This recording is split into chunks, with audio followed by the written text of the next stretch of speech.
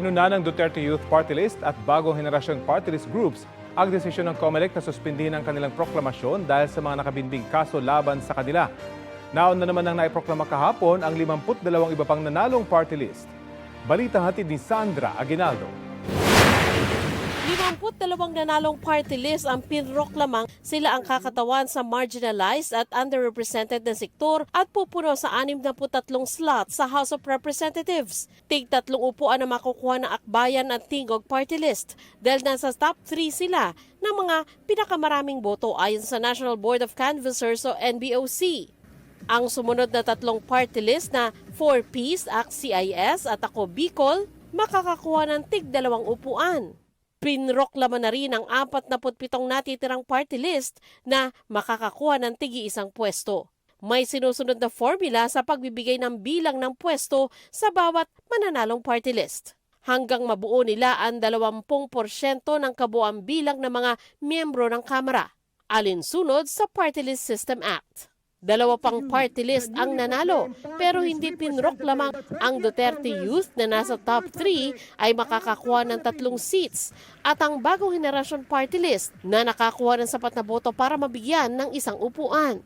Ayon sa Commission on Elections, ito ay dahil may nakabinbin pa silang mga kaso na dapat maresolba. Ang eksaktong word ng National Board ay considering the serious allegations raised in the petitions filed against these 2 party lists, then the National Board decided to suspend their proclamations. They won but suspended ang proclamation. Hindi na sila inimbita sa proklamasyon, bagkos ay pinadala ng mismong desisyon ng NBOC. Ang Duterte Youth Party List, kukwestiyonin sa Korte Suprema ang anilay grave abuse of discretion ng COMELEC.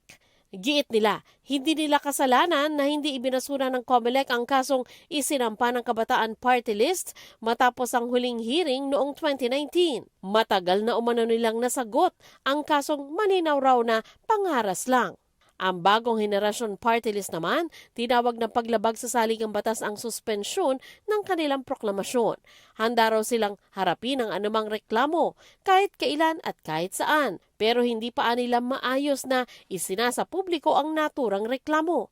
Naghain na raw ng urgent motion to proclaim sa COMELEC ang bagong henerasyon party list. Sabay diing igalang ang pasya at boto ng sambayanang Pilipino.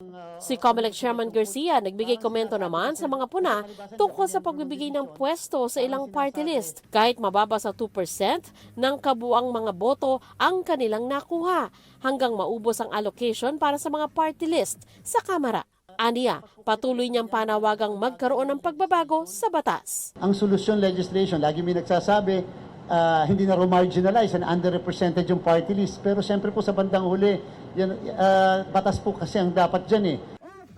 Sandra Aguinaldo, nagbabalita para sa GMA Integrated News.